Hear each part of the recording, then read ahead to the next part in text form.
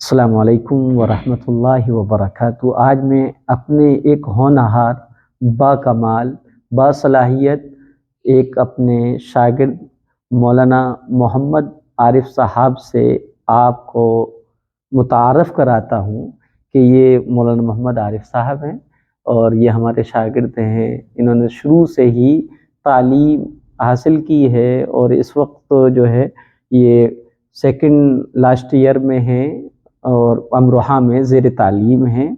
تو ان کی وہ ویڈیو جس وقت یہ حافظ ہوئے تھے اس وقت ان کی عمر کتنی کم تھی، آپ کو اس ویڈیو میں دکھاؤں گا۔ دیکھیے گا آپ چھوٹی سی جو ویڈیو اس کو، یہ اس وقت کی ہے جب یہ حافظ قرآن ہوئے تھے اور ان کے سر پر علماء اکرام پگڑی باندھ رہے تھے۔ آج الحمدللہ یہ پورے عالم ہو چکے ہیں ماشاءاللہ۔ ہاں، ان کو اللہ تعالیٰ نے ایک بہت بڑی نعمت سے بھی نوازا۔ حافظ تو ہے یہ، عالم بھی ہے ماشاءاللہ۔ ایک سب سے بڑی نعمت یہ ہے کہ ان کے پاس آواز ہے۔ اللہ تعالیٰ آواز کسی کسی کو دیتا ہے، یہ اللہ کی حکمت ہے اور اللہ ہی کے جاننے کی بات ہے کہ وہ کس کو کس چیز سے کب کتنا نواز دے۔ بہرحال اللہ تعالیٰ نے ان کو بہترین اور خوبصورت آواز سے نوازا ہے۔ ان کی آپ کو نعت میں سنواؤں گا، لیکن ساتھ ساتھ آپ کو یہ بھی بتاتا چلوں کہ نعت خواں کا اکرام اور احترام کتنا ہم لوگوں کو کرنا چاہیے۔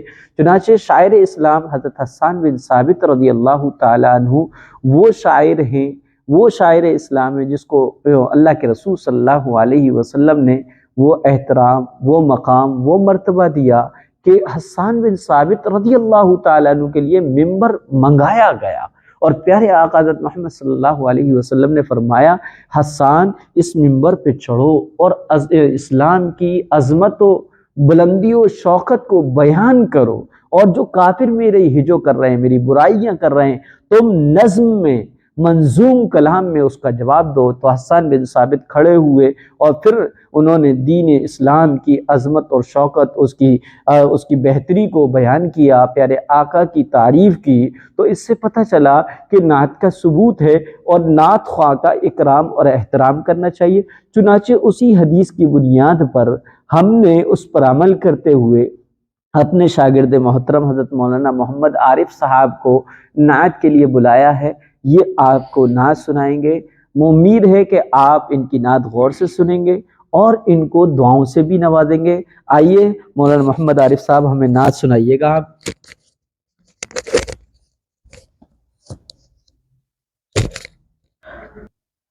السلام علیکم ورحمۃ اللہ وبرکاتہ۔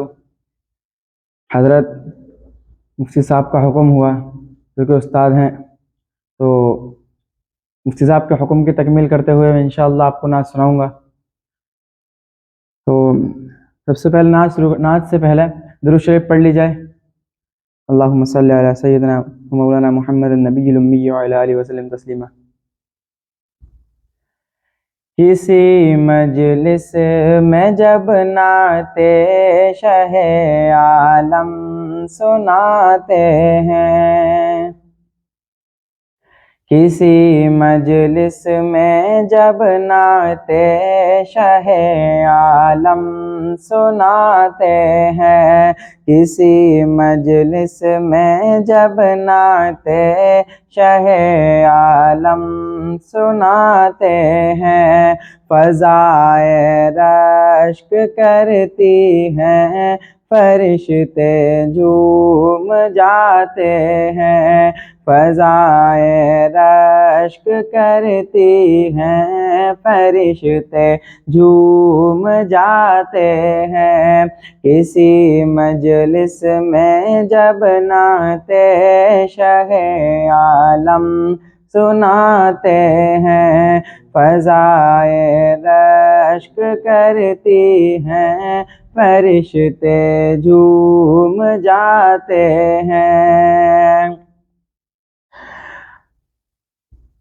اور اترتے ہیں فرشتے آسمان سے پاسبانی کو، اترتے ہیں فرشتے آسمان سے پاسبانی کو اترتے ہیں فرشتے آسمان سے پاسبانی کو اترتے ہیں فرشتے آسمان سے پاسبانی کو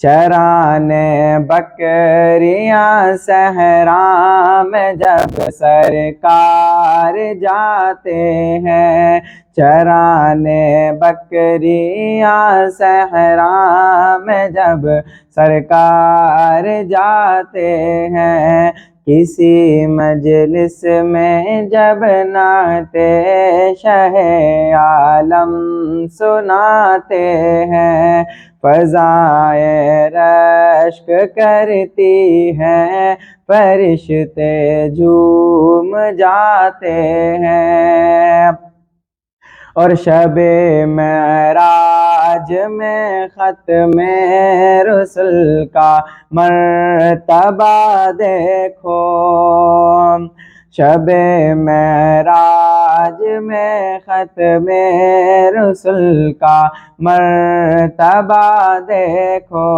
شب معراج میں ختم رسل کا مرتبہ دیکھو شب معراج میں ختم رسل کا مرتبہ دیکھو